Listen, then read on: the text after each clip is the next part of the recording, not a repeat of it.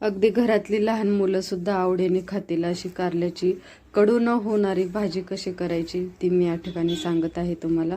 त्यासाठी व्हिडिओ नक्की शेवटपर्यंत बघा। छोट्या छोट्या टिप्स ज्या आहेत ती मी इथे सांगितलेल्या आहेत।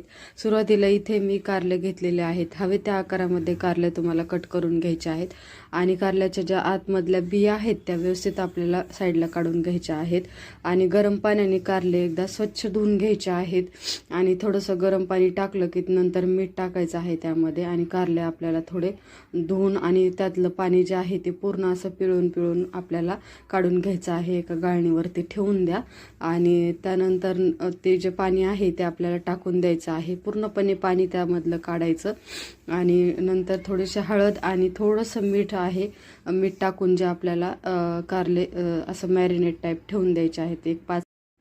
त्यानंतर कढईमध्ये तेल टाकायचं थोडंसं आणि जे मॅरिनेट केलेले किंवा आपण हळद आणि मीठ टाकून ठेवलेले जे कारले आहेत ना ते टाकून घ्यायचे आणि फक्त फ्राय करून घ्यायचे, वाफवून घ्यायचे तर आपल्याला 1-2 ते 3 मिनटं एकदम व्यवस्थित मिक्स करून जे आहेत ते आपल्याला अगोदरच गरम पाण्याने धुतल्यामुळे ना कारले थोडे अशा आपल्याला वाफ यायला मदत होते त्याची आणि कारल्याची वाफ येऊ द्यायची आहे आपल्याला झाकण ठेवून। थोडेसे आपल्याला 70% शिजल्यासारखे झाले की आपल्याला काढून घ्यायचे आहेत कारले आणि त्यानंतर परत कढईमध्ये थोडंसं तेल, जिरे, मोहरी टाकून घ्यायची आणि लसूण टाकायचा आणि एक बारीक कट केलेला पिकलेला टोमॅटो टाकायचा।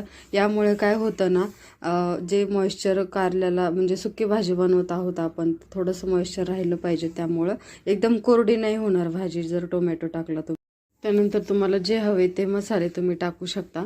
त्या मसाले टाकून पूर्ण व्यवस्थित फ्राय झाले की आपल्याला वाफवलेले जे कारले आहेत ते टाकून घ्यायचे आहे, थोडीशी कोथिंबीर टाकून घ्यायची आणि त्यानंतर 1 टेबलस्पून शेंगदाण्याचा कूट टाकून घ्यायचा आहे। 5 मिनटं सगळं मिक्स करून आपल्याला वाफ येण्यासाठी ठेवून द्यायचं आहे। अगदी 5 मिनटामध्ये आपले कारले रेडी होतात, कारण अगोदरच थोडीशी वाफवून घेतलेले आहेत कारले आणि चमचमीत अशी कारल्याची भाजी आपली रेडी आहे। व्हिडिओ आवडला असेल तर व्हिडिओला नक्की लाईक करा, नवीन असेल तर चॅनलला नक्की सबस्क्राईब करा। भेटूयात आपल्या नेक्स्ट व्हिडिओ।